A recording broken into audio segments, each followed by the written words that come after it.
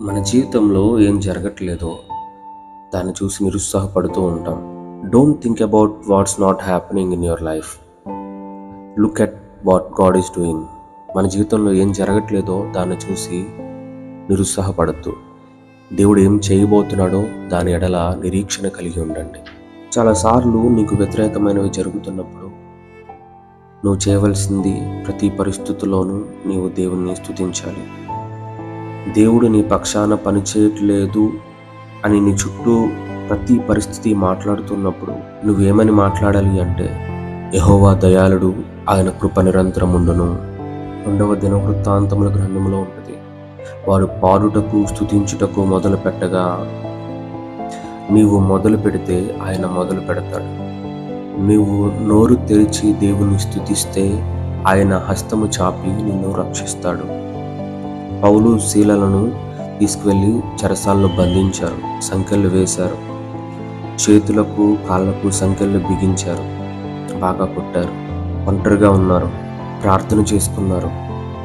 ప్రార్థన అయిన తర్వాత వారు కీర్తనలు పాడడం మొదలుపెట్టారు. కీర్తనలు అనగా దేవుని యొక్క ఔన్నత్యాన్ని పొగడడం.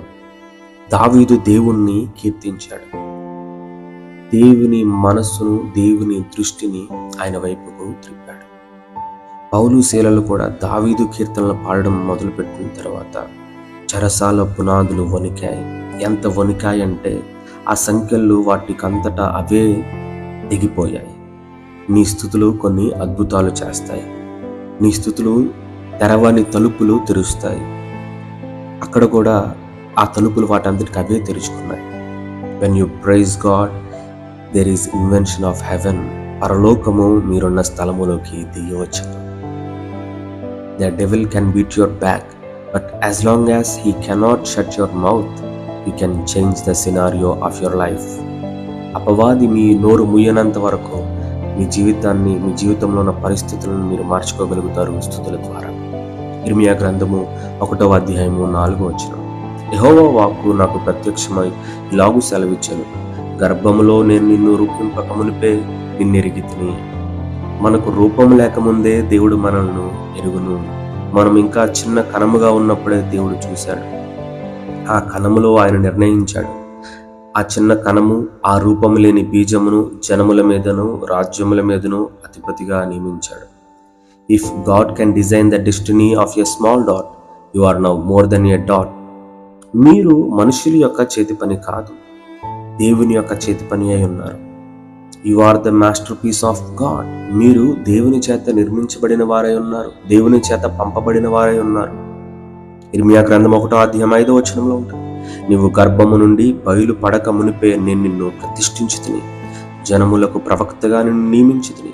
దేవునికి ఒక ఉద్దేశం ఉంది, ఒక ప్రణాళిక ఉంది. దేవుడు నిన్ను నియమించాడు అంటే దాని అర్థం ఏంటంటే ఆయనకు ఒక చిత్తం ఉంది. Nobody can stop that plan. ఎవరు ఆ చిత్తాన్ని ఆపలేరు. The only person that can stop the plan of God is only you. దేవుని చిత్తాన్ని నెరవేర్చకుండా ఆపే ఒకే ఒక వ్యక్తి మీరే. Pray for God's plan upon your life. మీ జీవితంలో దేవుని ప్రణాళికను, దేవుని చిత్తాన్ని ఆపకండి. ప్రభువా, నీ చిత్తాన్ని నా జీవితంలో నెరవేర్చండి అని ప్రార్థించండి. Don't focus on what's not happening in your life.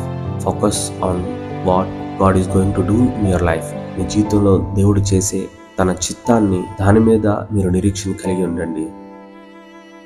దేవుని స్తుతించండి, గొప్ప కార్యాలు చూడండి. God bless you. ఆమేన్.